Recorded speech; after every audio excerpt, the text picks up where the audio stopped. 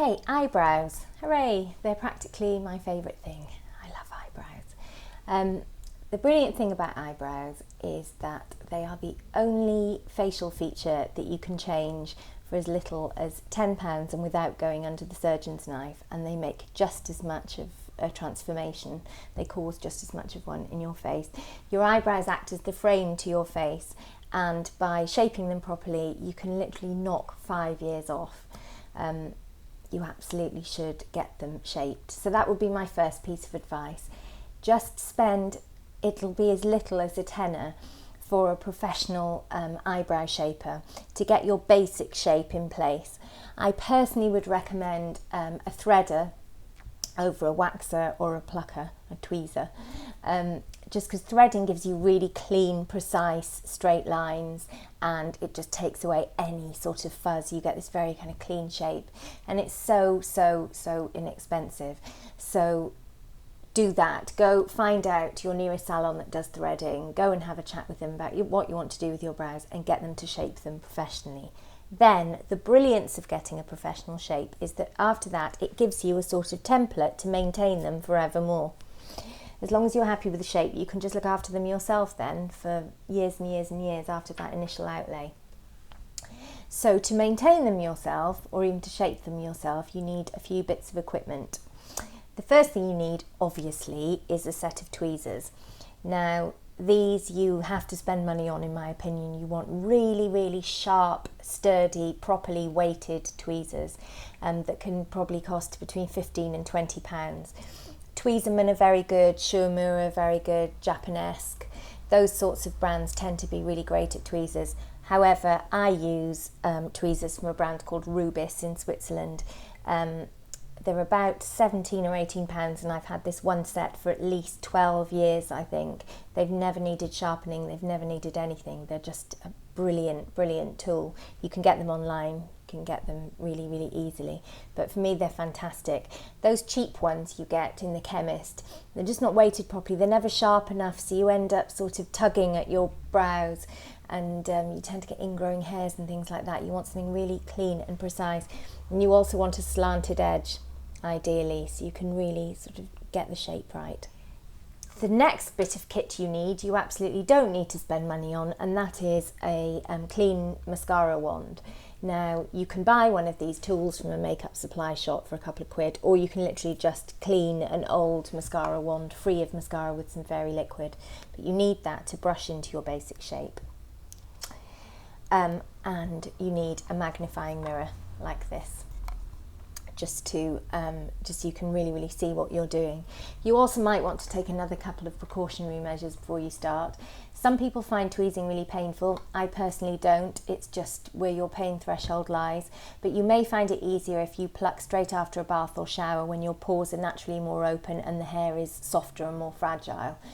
You may find that easier. Some people even find that it's easier to take an aspirin half an hour before they pluck, which certainly works. That's absolutely fine, or you can do ice cubes and things like that, but I think the bath method is particularly effective. The final piece of kit you need is a long makeup brush. It doesn't, or a pencil would be fine too, but a long makeup brush is ideal. It doesn't matter what kind of brush it is, anything can be going on up here. You just want a long, thin handle, and I'll show you why now. So the first thing you want to do when you're shaping your brows is just to brush them through with the mascara wand. Brush them up to the arch and then down again.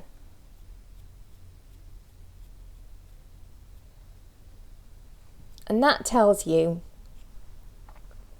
which direction the hairs grow in, separates them, and you can see what you're looking at in terms of shaping. The next thing you need to decide is where to pluck, and this is where your brush comes in. So take your brush, place it against your nose, and then straight up in a straight line. Anything that comes after the side of the brush can go. That is where your brow roughly should naturally start. So mine's in the right place, fortunately, but if it weren't and it came over here, you would pluck anything beyond there. You can help yourself here by just drawing a little eyebrow pencil mark or an eyeliner pencil mark so that you can take the brush away and see where you need to go. Then in terms of the outside, you do something similar. So you put the long makeup brush against the side of your nostril, and it must cross the end of your eye, the edge of your eye, and wherever the brush ends up after following those two key points in the path, that's where your brow should finish. So again, you could put a little pencil mark here and anything over here can go. And that gives you your natural brow shape. Anything beyond that can be taken away. So you take your tweezers on your warm, just bathed or showered skin, magnifying mirror, and you just pluck out anything that falls outside the perimeters of that path you've just drawn with the makeup brush. Just little plucks, anything stray, take it away. And what that does, by taking any bits out here, is it just opens up your face. It just looks more sort of wide-eyed, more youthful, less kind of frowny and heavy. And then you'd go over here and do the outside and pluck away any stray hairs down here. Anything that's sort of moving onto your temples, just get rid of it, because what it's doing is it's dragging down the shape of your eye, making your eyes look droopy. By getting rid of it, you're kind of lifting them back up again. When you've done that, you go over to the brow itself. You'll often hear, read in magazines, people saying never pluck from above, always pluck from below. That's sort of true, but I should explain to you what that means. It doesn't mean you can't pluck anything from above your brow. It means don't try and shape your brow from above. So don't start getting involved in the main brow here or there by trying to thin it from the other side. Only ever shape from below upwards. So shape from one side only and leave the top half alone. However, if there are hairs growing over here or over here, just sort of stray hairs that are kind of migrating onto your forehead, get rid of them. Just pluck them out. Because again, that just gives you a nice, clean, precise shape. Just don't try and kind of thin things out from above, because you lose your natural guide when you do that. If you've had them professionally shaped, that is just the easiest job in the world. It's there for you. You're just sort of pruning the hedge, so to speak. It's much, much, much easier than trying to do it yourself. When you've finished plucking them, you can put on some moisturiser if you like, or some aloe gel to kind of cool things down. I'm so used to plucking mine that I just kind of get on with things. I don't give them any special treatment anymore. Take your brush, brush them through again. So now those are all neatened up. I should mention that obviously lots of women have really badly overplucked their eyebrows in the past and now hate the fact that they don't have any brows to work with. I know it's really, really, really hard, but you must kind of push through the pain barrier of looking terrible. I think from speaking to my friends, what often happens is you try and grow them out, you get 3 weeks in, you look so terrible, you just give up and pluck them again. Just when you go on holiday or something and you're not really bothered about who sees you, just let them grow out, even if you look terrible, and give yourself a head start, and then come back and start shaping them all over again by a professional. The other thing you can use is Rapid Lash, which is designed for lashes, to make your lashes thicker, and you can use that on your brows. I am the most sceptical person ever, but I really, really believe Rapid Lash works. I just know too many people who've had massive success stories with it. I find that it's worked after I've had eyelash extensions. I personally, this is my hunch, I personally don't think it makes your eyelashes grow faster. I think it just keeps them there for longer while new ones grow through, so they seem thicker than they normally are. That's my hunch anyway. But it definitely works. Who cares how it works? And you can put that on your brows and use it in much the same way as you're growing them through, and then you can start again. So to fill in your brows, I really, really recommend powder rather than pencil. There are obviously loads of pencils on the market, and I'd be lying if I said I never use them. I'm likely to use them if I'm in a hurry and I'm doing my makeup on the train or something. But on the whole, powders do look much more natural, and that would always be my preference. When choosing a powder, it can be a brow powder or it can just be an eyeshadow. The important thing is it needs to be matte, so it needs to have no sparkle in it whatsoever, because eyebrows don't sparkle and shimmer. And it also needs to be quite a flat, cold sort of a colour, because what's strange about eyebrows is, even if you've got dark brown hair and dark brown eyebrows, even if you have some warmth in your hair like auburn or chestnut, your eyebrows will tend to be quite a flat, cold sort of a brown. They won't have warmth in them generally. So if you use an eye product with warmth in them, an eyebrow product with warmth in it, it tends to look a bit wiggy and unnatural. You want something quite cold. I'll show you what I mean, because this applies to blondes and even redheads too, weirdly. This is an eyebrow palette, it's a really good one by Givenchy. The brown here, although it's as dark as my hair, it just has zero warmth in it. It's quite a kind of dull, flat sort of a colour. That's what you want. The same applies here to these blondes, these blonde colours. They're pale, and even this gold here is quite a sort of dull gold. And this redhead colour here, it doesn't have much warmth in it. It's not sort of coppery, it's just kind of a flat ginger colour. That's what you want. So the one I'm going to use is my favourite one here, because I've obviously got very dark hair, very dark brows, and I like this sort of flat walnutty brown from MAC. You need an eyebrow brush. Now, an eyebrow brush is usually made from synthetic fibres rather than natural hair, and it wants to be stubby, kind of really stiff and stubby, and it needs to be short and it needs to have an angle on it. And I'll show you why in a minute, but it needs to have that sort of acute angle, and it needs to have these sort of stubby nylon bristles. That's really important. You can pick one up almost anywhere.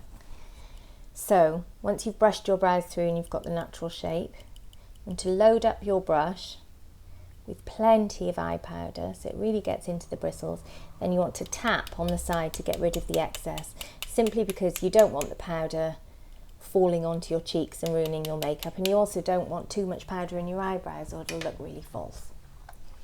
So give the brush one last shake so you've got just what you need on there. Look into the mirror, and you always start from the inside, just like with your plucking, you always start on the inside. And do short, feathery strokes with the powder brush, always moving in the direction of hair growth. So lots of short, feathery strokes. Then, when you get to the arch, i.e. here, you're going back down again, but now you're going in longer, fluid strokes, just as the hair is longer and straighter. So, short feathery strokes up, long smooth strokes back down again. When you've finished your brow, and you've got enough powder in there, you really don't need very much, and there's hardly anything left on your brush, or you've given it a bit of a dab, hardly any powder left, go back to the beginning and soften the outside, just so you can't see a sort of beginning.